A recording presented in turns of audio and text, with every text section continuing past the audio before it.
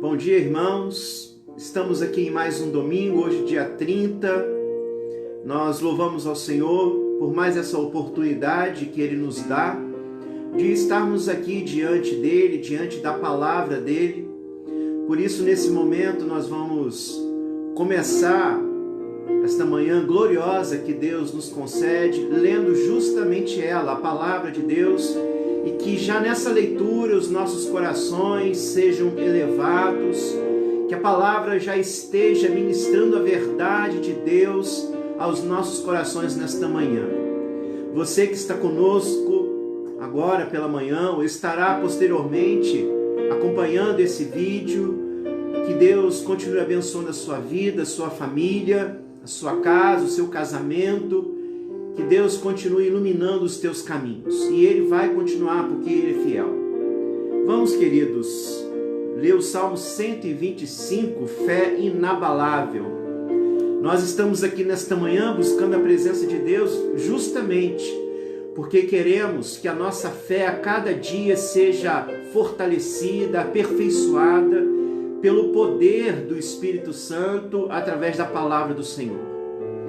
Fé inabalável, Salmo 125, abra sua Bíblia, esteja nos acompanhando nessa leitura. Diz assim o salmista: os que confiam no Senhor são como um monte de Sião que não se abala, firme para sempre. Como em redor de Jerusalém estão os montes, assim o Senhor em redor do seu povo, desde agora e para sempre. O cetro dos ímpios não permanecerá sobre a sorte dos justos, para que o justo não estenda a mão à iniquidade. Faze o bem, Senhor, aos bons e aos retos de coração. Quanto aos que se desviam para sendas tortuosas, levá-los-á o Senhor juntamente com os malfeitores. Paz sobre Israel. Paz sobre o povo remido de Deus. Os que confiam no Senhor são como um monte de Sião que não se abala, firme para sempre. É muito importante entendermos que confiar no Senhor, confiar em Deus, é confiar também em Sua palavra. Confiar na palavra de Deus é se deixar governar, conduzir por ela. É amar a palavra de Deus. É importante, irmãos, porque a nossa fé, por mais que ela tenha o seu lado subjetivo, que é o nosso relacionamento íntimo com Deus, mas ela tem o seu lado objetivo. Porque Deus deixou diante de nós os seus decretos, os seus mandamentos, os seus preceitos, que precisam ser observados, que precisam ser vivenciados na vida. A nossa fé não é uma fé cega, não é uma fé pautada em nossas percepções, até porque o coração do homem é enganoso mais do que todas as coisas.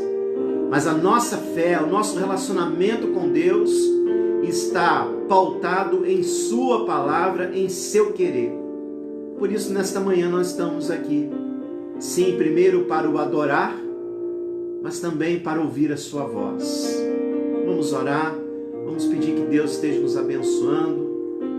Oremos ao Senhor. Pai, muito obrigado por mais esta manhã abençoada. Obrigado por tudo que o Senhor tem feito em nossas vidas. Obrigado, Pai, porque a cada dia nós temos experimentado a Tua graça, as Tuas misericórdias, o Teu amor, os Teus cuidados, a Tua compaixão, a Tua paciência. Temos, ó Pai, experimentado a Tua beleza, Pai. A Tua beleza que é nos revelada não apenas pela criação, quando nós levantamos pela manhã e contemplamos um céu azul, o sol que nos aquece, à noite, o luminar, a lua. Ah, Senhor, obrigado. Mas também, Pai, pela Tua palavra, nós temos contemplado a Tua beleza, a beleza do Teu caráter, através da Tua palavra, a revelação especial nos dada pelo Senhor.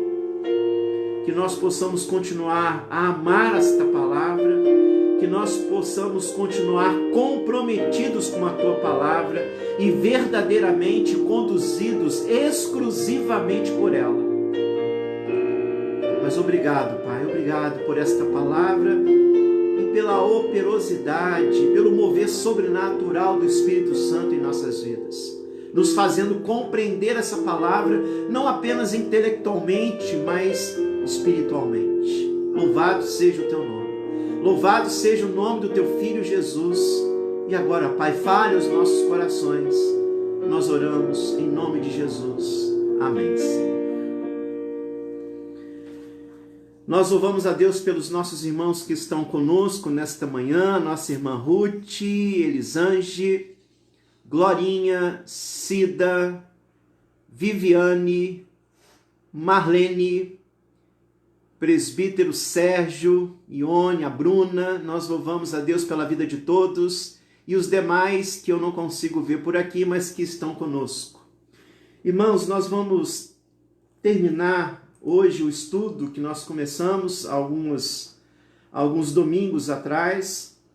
Estamos falando sobre a vocação masculina e nós vamos apenas fazer aqui uma retrospectiva do que nós já falamos. Hoje nós vamos estar terminando esse estudo, um estudo que tem abençoado a minha vida como homem de Deus.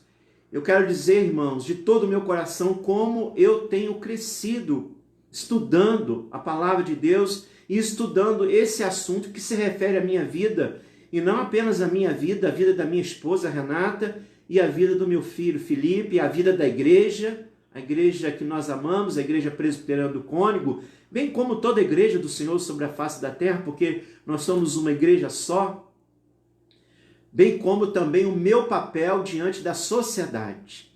Como homens de Deus, Deus tem colocado diante de nós responsabilidades e esse estudo tem nos feito pensar sobre essas responsabilidades.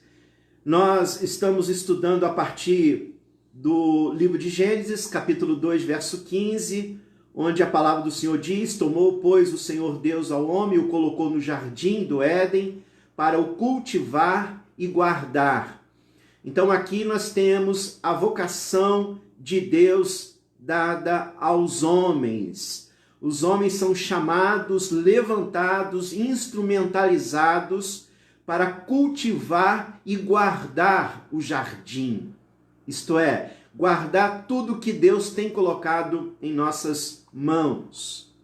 Nós vimos também, irmãos, que a falta de compreensão da vocação masculina leva a duas atitudes pecaminosas e antibíblicas, que são assumidas pelos homens dentro da família, da igreja e sociedade. Primeiro, a omissão, como também o machismo. O que é o machismo? Um senso de superioridade do homem em relação à mulher. Inclusive nós vimos aqui, irmãos, que infelizmente, se existe esse feminismo hoje, não estamos falando daquele feminismo embrionário, onde as mulheres, elas evocavam o direito de, por exemplo, votarem também, de ter um salário igualitário, né, diante dos homens, quando fazem as mesmas tarefas. Isso é salutar, isso é louvável. E claro que nós, como igreja, sociedade, nós precisamos sim zelar para que isso aconteça. As mulheres têm o mesmo valor diante de Deus, nós temos visto isso. Mas nós estamos falando desse feminismo que, infelizmente, ele está em desacordo com os valores da palavra de Deus. Hoje, esse feminismo tem uma agenda. Esse feminismo tem as suas propostas muito bem definidas, tem as suas reivindicações, e todas essas reivindicações, aliás, todas não, mas boa parte delas, é uma afronta à palavra de Deus, como o aborto, como a questão de se aceitar o homossexualismo e outras coisas mais, e, em especial, a visão igualitarista, né? Então nós, como cristãos, nós não adotamos em relação ao homem ou à mulher essa visão igualitarista. Não, nós somos complementaristas. Não esqueçam dessas duas definições. Então, o feminismo, que é esse movimento social, político, filosófico, ideológico, na verdade se opõe à concepção bíblica complementarista e evoca o igualitarismo, isto é, homens e mulheres são totalmente iguais, e não são. Nós vimos isso também. Homens e mulheres são iguais em valor. Tanto um quanto o outro foi criado à imagem e semelhança de Deus. Mas Deus deu vocações diferentes, papéis diferentes, responsabilidades diferentes. São esses valores bíblicos que pautam o nosso discernimento quanto aos papéis do homem e da mulher. Nós não somos igualitaristas, nós somos complementaristas. Iguais em valor, o homem e a mulher, iguais em essência, foram criados à imagem e semelhança de Deus, porém com papéis, vocações, responsabilidades diferentes. Nós também vimos anteriormente, trabalhamos essas duas palavras que estão lá em Gênesis capítulo 2, verso 15, se referindo à vocação masculina, à vocação do homem. Então Deus colocou o homem no paraíso para, primeiro, cuidar, trabalhar. No jardim, o homem deveria o cultivar.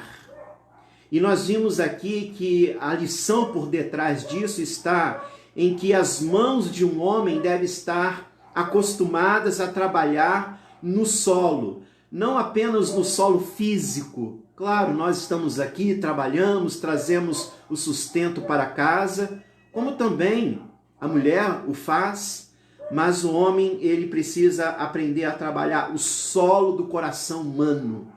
Porque, acima de tudo, Deus colocou nas mãos dos homens cristãos vidas.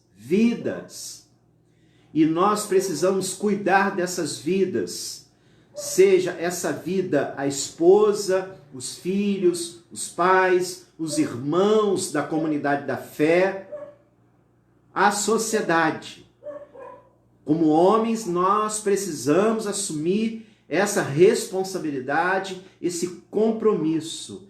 Então nós precisamos cultivar o jardim, trabalhar, nós precisamos governar, liderar, mas também nós vimos que Deus colocou o homem no paraíso para o guardar, o proteger. E aí nós trabalhamos a palavra hebraica chamar, que quer dizer exatamente isso: tomar sob custódia, cuidar, proteger, vigiar. Então não basta cultivar, mas nós também precisamos guardar o que temos cultivado. E aí nós trabalhamos também a figura do atalaia, e o atalaia é aquele que protege, o atalaia ele não pode negligenciar a sua posição, a posição que Deus o colocou. Então o homem, ele foi vocacionado para cuidar e guardar o jardim. Hoje, queridos, nós vamos continuar meditando e vamos terminar nossa reflexão ainda olhando para a vocação masculina. E é claro, como nós temos falado, quando nós olhamos para a vocação masculina, inevitavelmente somos levados também a olhar para a vocação feminina, embora que depois nós vamos trabalhar mais especificamente a vocação feminina, a vocação da mulher cristã. Mas hoje nós vamos terminar esse assunto olhando para a palavra de Deus lá no Novo Testamento, olhando para a pena do apóstolo Paulo, que foi inspirado por Deus para também trabalhar essas vocações, tanto a vocação do marido quanto a vocação da mulher. E para isso nós vamos abrir a palavra do Senhor, carta aos Efésios. Se você quiser nos acompanhar, abra sua Bíblia. Carta aos Efésios, capítulo 5, do versículo 22 ao versículo 33. O lar cristão, marido e mulher. Então aqui, Paulo também inspirado por Deus, e nós vamos ver, irmãos, que tudo que Paulo fala aqui está em sintonia com o princípio que nós estudamos, que está registrado lá em Gênesis 2,15, o homem levantado para cuidar e guardar o jardim. Nós vamos ver aqui esses princípios, aqui também nesse texto do apóstolo Paulo, carta do apóstolo Paulo aos Efésios, capítulo 5, do versículo 22 ao 33, diz assim a palavra do Senhor. As mulheres sejam submissas ao seu próprio marido, como ao Senhor, porque o marido é o cabeça da mulher, como também Cristo é o cabeça da igreja, sendo este mesmo o Salvador do corpo. Como, porém, a igreja está sujeita a Cristo, assim também as mulheres sejam em tudo submissas ao seu marido.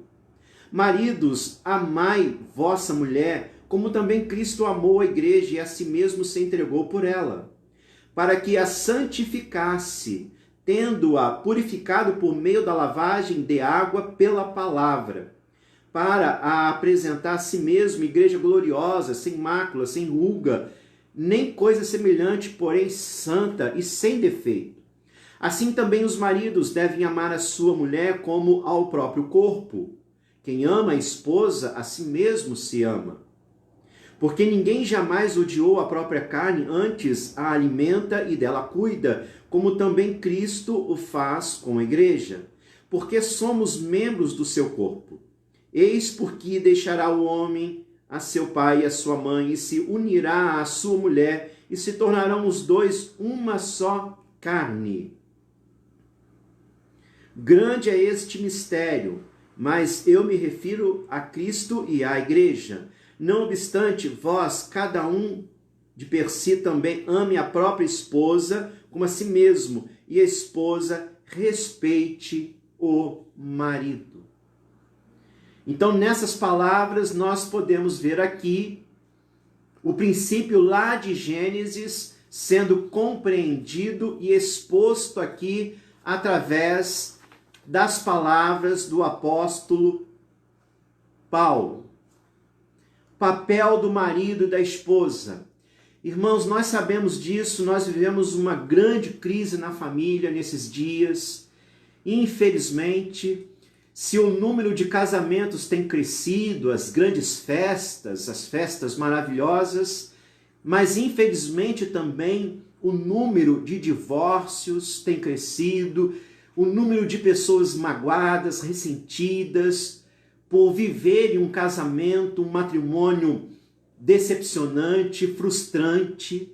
E nós sabemos que não é o desígnio de Deus, porque tudo que Deus criou é bom.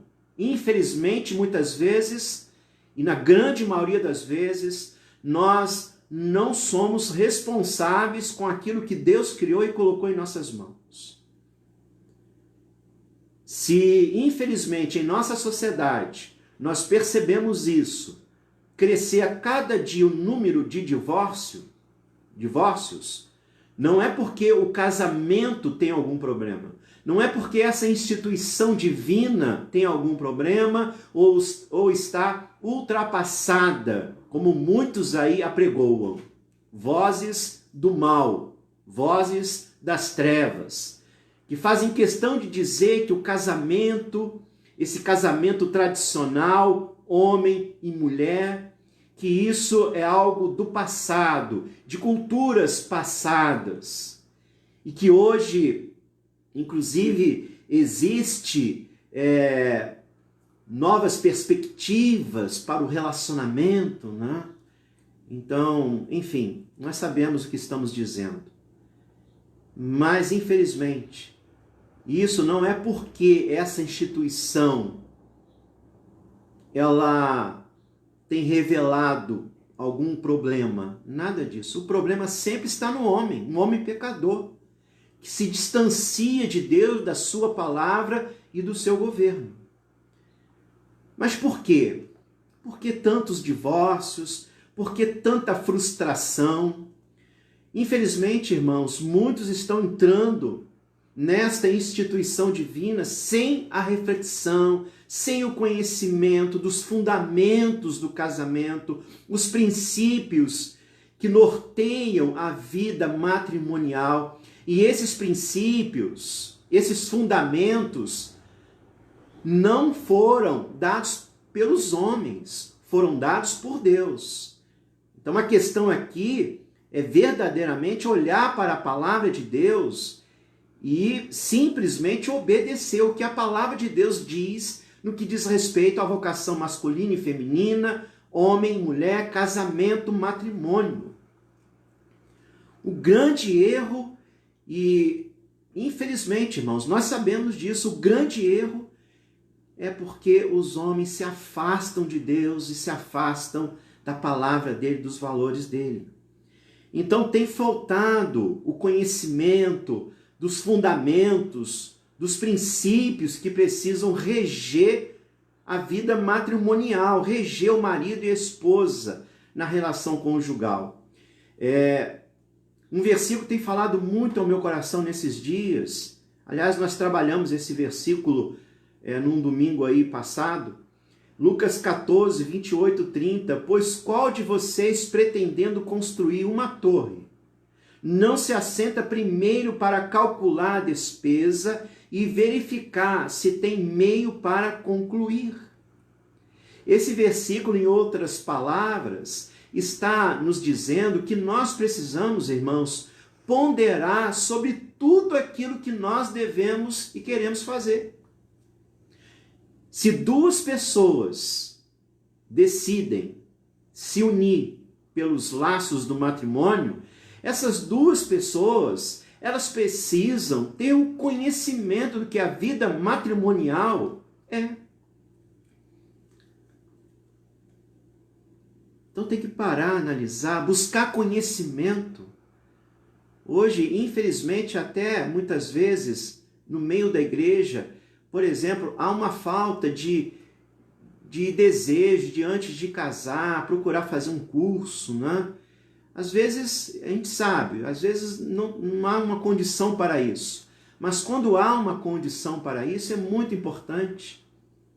Né? Eu tenho, por exemplo, eu já ministrei curso de noivos. É muito bom, porque antes de casar, os noivos, eles têm uma visão do que seja o casamento, a responsabilidade, os valores que precisam nortear a vida a dois. É muito importante. Mas, irmãos, nós estamos aqui justamente para isso, para buscar essa compreensão. O que esse texto da carta de Paulo aos Efésios, capítulo 5, tem a nos ensinar quanto ao matrimônio, quanto ao papel do homem, quanto ao papel da mulher? Bem, primeiro, o papel do marido. Aqui, a palavra do Senhor é clara. Paulo, inspirado por Deus, ele diz que o marido ou o esposo precisa amar a esposa como Cristo amou e ama a igreja. O papel do marido é amar a sua esposa. Está aqui, maridos, amai vossa mulher. O amor altruísta. Como é este amor? Como é este amor? Então vamos ver. Já que a palavra de Deus está dizendo aqui que o marido precisa amar a mulher, o amor é altruísta. Como é este amor? Primeiro, quando se fala em amar a esposa, esse amor deve ser um amor perseverante. Assim como Cristo, ele ama a igreja, o seu amor é perseverante, apesar das fraquezas, apesar das imperfeições de seus discípulos, Jesus os ama e os amará até o fim. O verdadeiro amor não termina, irmãos. na primeira crise, no primeiro desentendimento, no primeiro problema, no primeiro desafio. Não. É um amor perseverante, é um amor paciente. O verdadeiro amor, ele é perseverante. É tão triste, quando muitas vezes nós olhamos para a sociedade, principalmente quando nós olhamos para aquelas pessoas que, infelizmente, são referências negativas para a sociedade, e essas pessoas muitas vezes dizem que estão num relacionamento amoroso e que a mulher diz amar aquele homem diz amar aquela mulher, se casam, passam 2 meses e já vem o divórcio. Cadê o amor verdadeiro? Não é esse amor que a Bíblia nos ensina. No primeiro embate, na primeira tempestade, já há desistência. O verdadeiro amor é perseverante. E é claro, irmãos, essa perseverança não diz respeito unicamente com relação ao homem e à mulher, mas também em relação à mulher ao homem. Maridos, amai vossas esposas. O amor altruísta, o amor de Deus é um amor perseverante, mas também é um amor sacrificial. Cristo amou a igreja ao se entregar por ela. Jesus não usou a igreja para o seu benefício. Jesus não entrou em um relacionamento com a igreja, com os seus discípulos, porque ele queria alguma coisa. Não é esse amor mundano, esse amor que é utilitário, se ama porque se quer alguma coisa em troca. Não é o amor altruísta que Deus tem nos ensinado e nos revelou na pessoa de Cristo. Então, quando Jesus ele veio a esse mundo, ele não veio para ser servido, como ele mesmo disse e ensinou, mas ele veio para servir, inclusive dar a sua própria vida pelos seus discípulos. E vamos pensar aqui no texto, irmãos, porque Paulo está dizendo que nós devemos amar a esposa como Cristo amou a igreja. É um amor sacrificial. Quando o marido quer sua mulher somente para satisfazer os seus desejos, esse não é o amor que Deus tem nos ensinado. Na verdade, isso se chama egoísmo. Infelizmente, nós vivemos numa cultura machista, e volto a dizer, esse machismo que entende que o homem é superior à mulher, que a mulher precisa ser uma serviçal do marido. Não é isso que Deus tem nos ensinado, não é isso que Jesus tem nos ensinado. É um amor sacrificial. E esse amor sacrificial renega, bane o egoísmo. Na verdade, quando o egoísmo prevalece na vida matrimonial, o egoísmo adoece o casamento, irmãos. O papel do marido é imitar a Cristo, e Cristo amou a igreja e se entregou por ela até o fim. O marido, se preciso for, deve se anular por sua esposa, morrer por ela. Esse é o amor sacrificial. Alguém pode até discordar, mas está na palavra de Deus. As metáforas são precisas. Então esse amor que o marido deve ter por sua mulher é um amor perseverante, é um amor sacrificial, é um amor santificador. O marido precisa semear a boa semente na vida da esposa, tornando-a melhor, feliz, realizada, pelo fato de estar casado com ele. Ela precisa se sentir protegida, valorizada, cuidada por seu esposo. Quantas mulheres infelizes, frustradas, decepcionadas, desvalorizadas, porque os maridos não conseguem entender a vocação.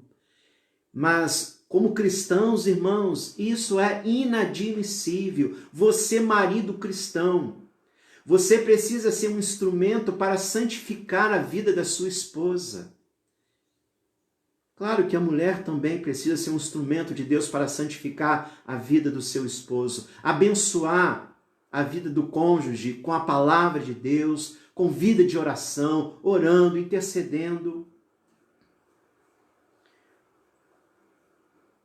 Como homens, como maridos, não podemos ser rudes no trato, infiéis.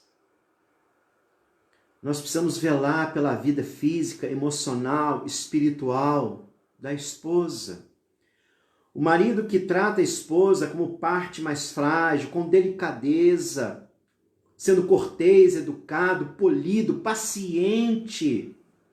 O retorno é certo, irmãos. Não que nós fazemos para que tenhamos um retorno, mas o retorno é algo que vai acontecer naturalmente. Essa esposa, ela vai ser uma esposa submissa. É claro que depois nós vamos ver o que quer dizer essa submissão. Aliás, irmãos, o marido precisa ser intercessor da mulher, precisa santificar a mulher, como também a mulher o marido. Aliás, lá em 1 Coríntios, capítulo 7, versículo 14, Paulo diz assim: porque o marido incrédulo é santificado no convívio da esposa, e aqui no caso uma esposa cristã. E a esposa incrédula é santificada no convívio do marido crente. Qual é o contexto dessa passagem de 1 Coríntios 7,14? Paulo está se referindo àqueles cristãos que se converteram e os seus cônjuges ainda não. Então Paulo está dizendo o seguinte, olha, o marido incrédulo, ele será santificado no convívio da esposa cristã, bem como a esposa incrédula será santificada no convívio do marido crente.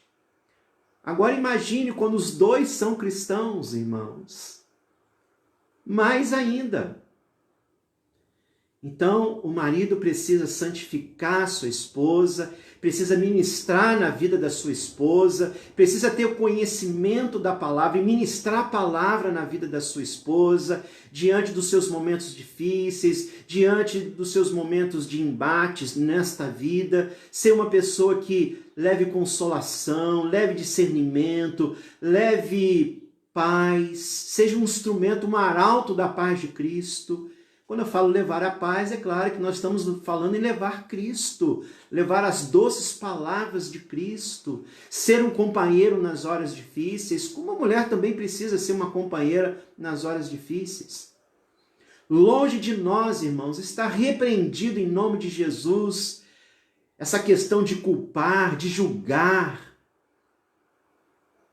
de ofender. Infelizmente, muitos lares têm virado campos de guerra, acusações, julgamentos. Como cristãos, irmãos, não podemos admitir isso. O marido precisa amar a esposa como Cristo amou a igreja. Esse amor é perseverante, esse amor é sacrificial. Muitas vezes o marido vai precisar abrir mão de sua própria vida, de suas vontades, dos seus desejos, vai ter que abrir mão de jogar o futebol para dar um apoio na esposa, um apoio na família. É a vida cristã, é a vida cristã. É claro que essa palavra é uma loucura para esse mundo, para nós não, irmãos, é poder de Deus. Amor santificador. E é claro, Paulo vai falar sobre o papel da esposa. Por outro lado, a mulher deve ser submissa ao seu marido, como a igreja é submissa a Cristo. É claro que essa palavra, infelizmente, irmãos, a palavra submissão, ela tem sido deturpada por falta de conhecimento. E por isso é tão renegada, tão rejeitada. Muitas mulheres que não têm o conhecimento de Deus, quando ouvem essa palavra, ou sabem que na Bíblia está dizendo que a mulher precisa ser submissa ao seu marido, a compreensão dessa palavra submissão na sociedade é totalmente diferente do que essa palavra significa dentro do contexto bíblico, teológico, cristão. Então, o que é essa submissão da mulher? Para nós entendermos o que é a submissão da mulher, nós vamos primeiro ver o que a submissão não é. O que não é a submissão? Primeiro, não é ser inferior. Nós já falamos sobre isso. Deus criou o homem e a mulher, a sua imagem e semelhança. Eles têm o mesmo valor e dignidade. Tanto é que Paulo afirma, escrevendo a carta dele aos Gálatas, capítulo 3, 28, não há nem homem nem mulher, porque todos vós sois um em Cristo Jesus. Em essência, em valor, homem e mulher são iguais, apenas com papéis, vocações, responsabilidades diferentes. A submissão não é ser inferior. A submissão não é ser inferior. Nem homem, nem mulher, porque todos vós sois um em Cristo. Submissão também não é ser capacho. Infelizmente, na mente de muitas mulheres e homens, submissão é ser capacho. A mulher sendo capacho do homem não é isso. A mulher, ela tem vez, a mulher, ela tem voz no relacionamento conjugal, na família. Não é ser capacho. Que isso? Como também submissão não é submissão de gênero. Isso é muito importante. A Bíblia não diz que a mulher deve ser submissa ao homem. A Bíblia afirma, o texto que nós acabamos de ler afirma que a mulher deve ser submissa ao marido. Portanto, estamos falando aqui de funcionalidade do casamento e da família. O homem é o cabeça. Nenhum casamento pode ser pleno, feliz, equilibrado, irmãos, se os dois querem governar. E de repente alguém pode dizer assim, pastor, mas era para os dois terem a mesma vocação e tudo. Não, Deus não fez assim. Deus tem os seus propósitos. Tanto nós somos diferentes, irmãos, que só a mulher pode engravidar e gerar filhos. Até no que diz respeito à força. Então tem as diferenças, elas são claras. Deus criou assim. Nós vamos nos rebelar contra a forma de Deus fazer todas as coisas? Que isso? Então, submissão não é ser inferior, submissão não é ser capacho, submissão não é uma submissão de gênero. Então, na verdade, submissão, como muito bem colocou um pastor muito abençoado, falando sobre casamento, agora me falha a memória o nome dele, ele trabalhou esse princípio num encontro de casais dizendo o seguinte, olha essa palavra submissão, submissão, sob missão. Isto é, a mulher está sob missão com o seu marido. Os dois têm uma missão e a mulher, ela está sob, ela está ali cooperando, sendo auxiliadora para com o seu marido, seu esposo.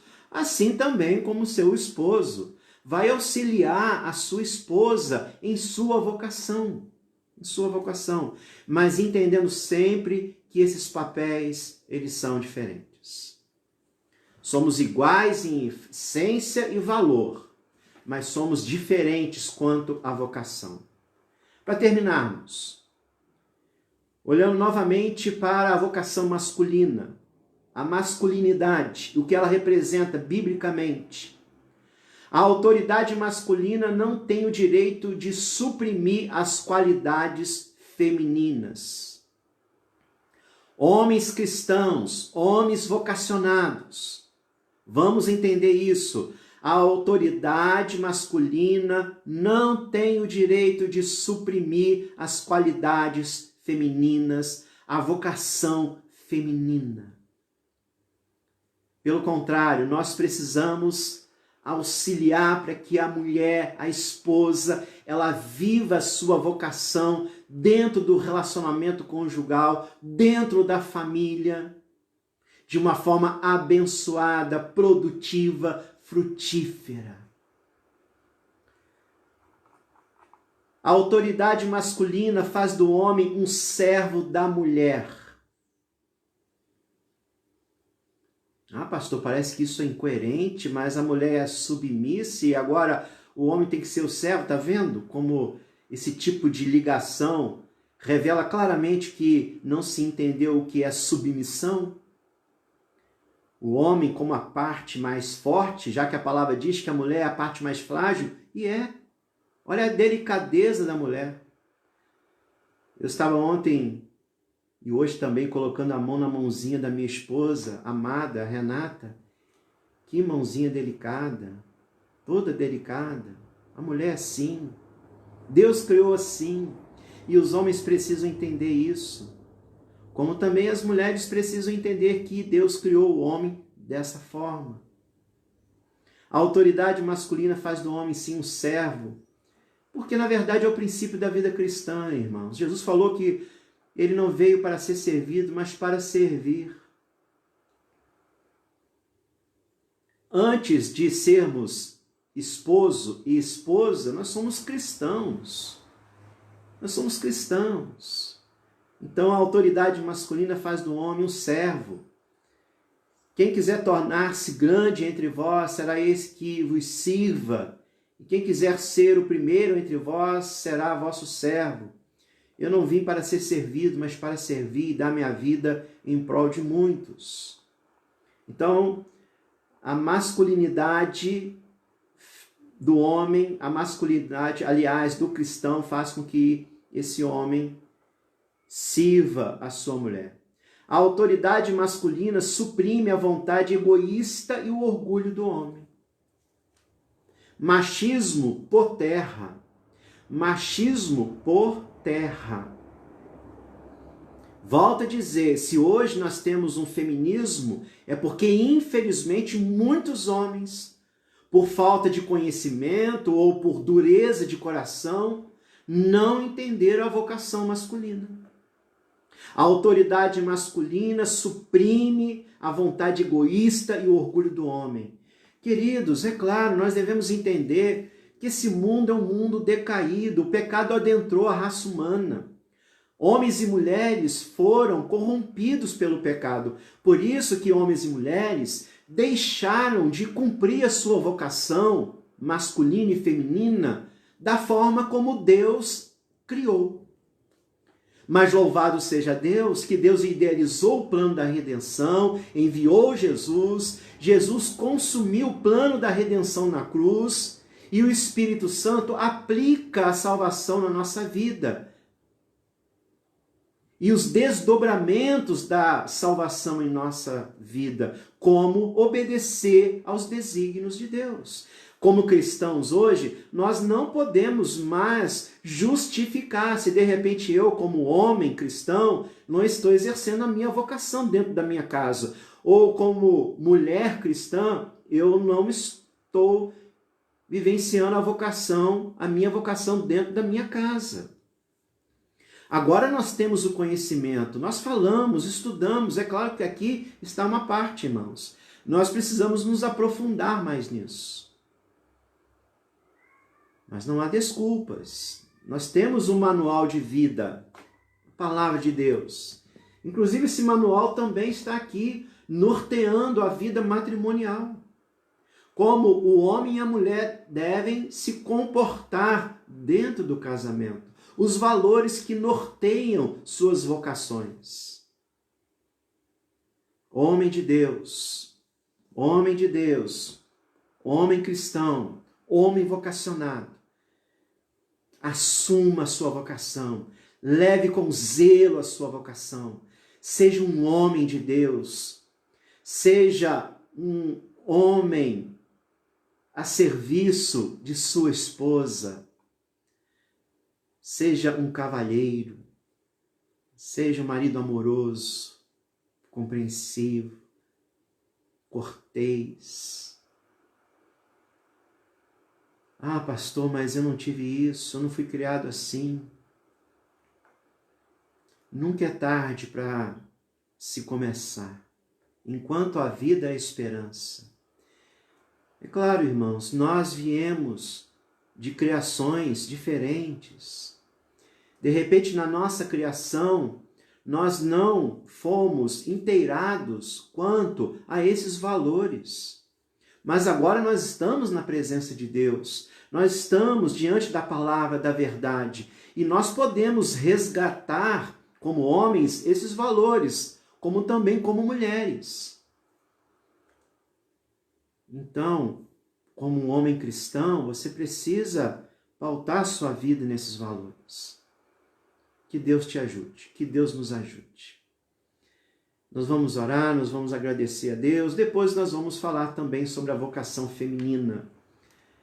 Que Deus também esteja abençoando as nossas irmãs. Então nós estamos terminando hoje, irmãos, falando sobre esse tema muito importante, mais do que nunca, a família, a igreja e a sociedade precisa da vocação masculina. Não basta ser homem. Vamos usar aqui como gancho, né? Essa frase. Não basta ser homem, tem que participar. Não basta ser homem, precisa exercer a sua vocação masculina. Que Deus abençoe aos homens de Deus, aos homens cristãos, em sua bela vocação. É uma bênção ser um homem cristão. É uma bênção ser um esposo cristão. É uma bênção. Que Deus nos ajude. Queridos, nós vamos orar pelos aniversariantes da semana. No dia 31, amanhã, nosso irmão Everton. Também no dia 31, nosso irmão Samuel. No dia 5/9, Natália Barros. Também no dia 5, Urla. Aniversário de casamento, o Wilson, presbítero Wilson e a nossa irmã Carla. Que Deus abençoe essas vidas. Vamos orar, queridos? Oremos. Pai, muito obrigado. Obrigado por esse estudo. Obrigado porque mais uma vez o Senhor avivou em nossas mentes como homens a nossa vocação masculina. Somos homens, fomos colocados no jardim para cultivar e guardar. Como homens, como esposos, devemos amar a nossa esposa, nossos filhos, nossa família. Devemos ser homens comprometidos, homens que governem bem a família, a igreja, a sociedade. E que realmente nós também tenhamos essa visão que o diabo é sagaz. E nós temos percebido que nesses últimos tempos, o diabo, através das suas artimanhas, tem tocado na vocação masculina, tem tocado, tem minado a vocação masculina. Não permita, homem cristão, homem de Deus, não permita que o inimigo de nossas almas esteja tocando a tua vocação como homem de Deus.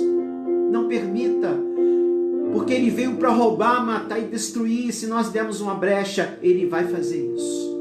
Por isso, o homem cristão, homem de Deus, homem vocacionado, assuma a sua responsabilidade, seja comprometido com a sua vocação, seja esse líder para a sua esposa, para a sua família, para a sua igreja e para a sua sociedade. Nos ajude, Deus, nos ajude a vivenciar a nossa vocação. Nós oramos, te rogamos em nome de Jesus. Também, Pai, nesta manhã nós queremos colocar os aniversariantes diante do Senhor. Também o nosso irmão Wilson e nossa irmã Carla, completando mais um ano de vida matrimonial. Esteja abençoando essas vidas, esteja abençoando toda a nossa igreja, não apenas a igreja presbiteriana do Cônigo, mas toda a tua igreja sobre a face da terra. Abençoe também a nossa sociedade, Pai, homens e mulheres, jovens, crianças. Senhor, esteja também sustentando a nossa nação em meio a essa crise. Continue sustentando, Pai. Nós oramos, te agradecemos por tudo, Pai, em nome de Jesus. Amém, Senhor. Amém. Queridos, que Deus nos dê um restante de dia abençoado. À noite nós estaremos aqui às 19 horas.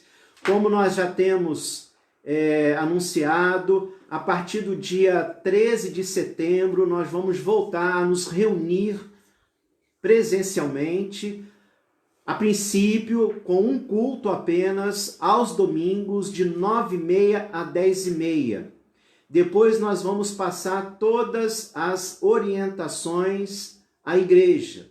É claro que nós sabemos que ainda as coisas não voltaram ao normal, nós precisamos ainda observar o protocolo em meio a essa crise, mas com a graça de Deus, aos poucos nós vamos retornar. Por isso eu peço aos irmãos que estejam orando para o nosso retorno, dia 13 de setembro, pela manhã, de 9h30 às 10h30.